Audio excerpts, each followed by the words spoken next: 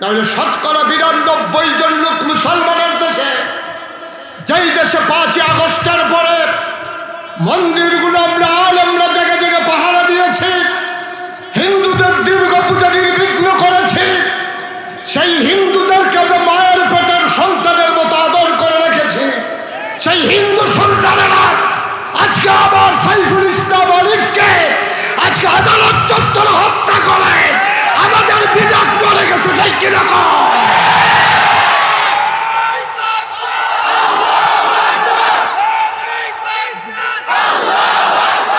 যে অন্যায় করেছে সে শাস্তি পাবে। আমার এই উচ্চাপনার কোনো হিন্দুর অপরাধ নাই, ঠিক কিনা বলো? সুতরাং আমরা তাদের মন্দিরগুলো পাহারা দিলাম, আমরা তাদের দুর্গাপূজা নির্বিঘ্ন করে দিলাম। রাত জেগে জেগে আমি মুশতাক ফয়েজি কুমিল্লা শহরে একটা মন্দিরে ফুলের টোকা দিতে দেই নাই। ওলামায়ে কেরামদেরকে নিয়ে রাত্রে ২:৩০টায় আমি ঘুমোতে গিয়েছি ৫ই আগস্টে। এনশিওর করেছি সব মন্দিরে আমার ছেলেরা বসেছে কিনা, টুল বিছাইয়া বসে আছে। ফজরের আজান পড়ার পরে নামাজ পড়তে পড়তে নির্ঘুম রাত কাটিয়ে আমার ছেলেরা ঘরে ফিরেছে। এই জন্য ফিরে নাই। তোমরা সংখ্যায় কম, আমরা বলি ঠিক আছে, কেউ সংখ্যায় বেশি হবে, কেউ কম হবে, এর মানে হীনমন্যতায় ভোগার কোনো দরকার নাই। আমরা হিন্দুদের বিরুদ্ধে আমাদের কোনো অভিযোগ নাই।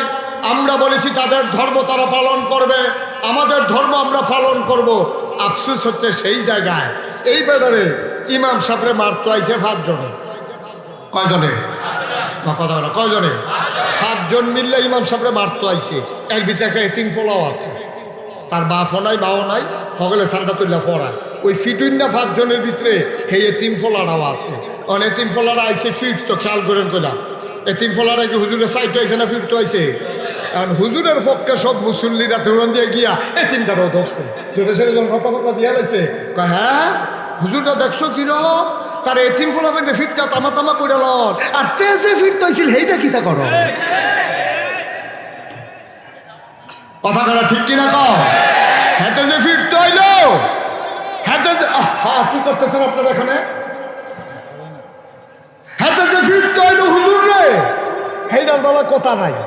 তুই এতিম, তুই যখন বুঝা লাইছো তাবি এতিম, তুই হুজুরে ফিরতে গেছো কিতি অহন দৌড়ান দিয়ে দৌড়া দুইটা দেওয়া না, অহন হুজুরের দোষ হয়েছে। তুমি যেমন ফিরতে গেছিলে হাবলা দোষ আছিল না? হিন্দুর ব্যাপারে আমাদের আপত্তি নাই। তুমি হিন্দু হয় যখন দেশের বিরুদ্ধে ষড়যন্ত্র করো, মুসলমানের বিরুদ্ধে অস্ত্র ধরো, তুমি আর হিন্দু থাকো না, তখন তুমি সন্ত্রাসী হয়ে যাও, ঠিক কি? ফিটা শুরু হইলে কইবা হিন্দু হিন্দু হিন্দু, আর যাবো ফিরতে যাবে হাবলা খাইবা সিনা ফুলে আটবা, এই দিন কি আর আসেনি বেড়া? কথা তো একটা মনে করছে। এক ভাই মেহমান গেছে, হ্যাঁ বেড়া আবার ৫ ওয়াক্ত নামাজি, হ্যাঁ বেড়া ফজরের নামাজ পড়িয়া ঘরে গিয়া দেখে ফলাবেন সব ঘুমা। বুড়া বেড়ার আর সহ্য হইছে না রে, আমার ঘরে খাইয়া তোর এমনি ঘুমাস। যে ভাই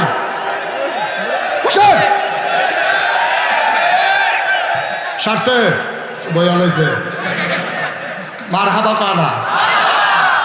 তো এই কথা মনে আছে রে, বাইক মেহমান আইছে, বুড়া বেড়া ফজরের নামাজ পড়ে আইয়া দেহে এটা হগলি ঘুমা, এবার হাফটা ফিডে, শীতকাল না খেতা সহ ফিডে, খেতার ভিতরে একটা ফালতুর টাকা মেহমান মেহমান, খেতার ভিতরে একটা ফালতু কয় মেহমান মেহমান, মানে আমি মেহমান, আমার এই ফিটটার না। তো নামাজের বেলা তুমি মেহমান হইয়া ফিটার বেলা মেহমান হও, নামাজের বেলা কইথা হও? নামাজ পড়ছো না দেখে না হাফটা ফিটা, তোমার মেহমান তো ফিডনের লেগে আনছে না। ওখান যদি কেউ আইটা কয় তারা বাইর গেলে কেউ বেড়াইতো হুদুদি ফিডে, আসলে কি মেহমান ফিডে না বেনামাজি ফিডে? এক কথা বুঝতে হইল কইেন মেহমান ফিডে না বেনামাজি ফিডে?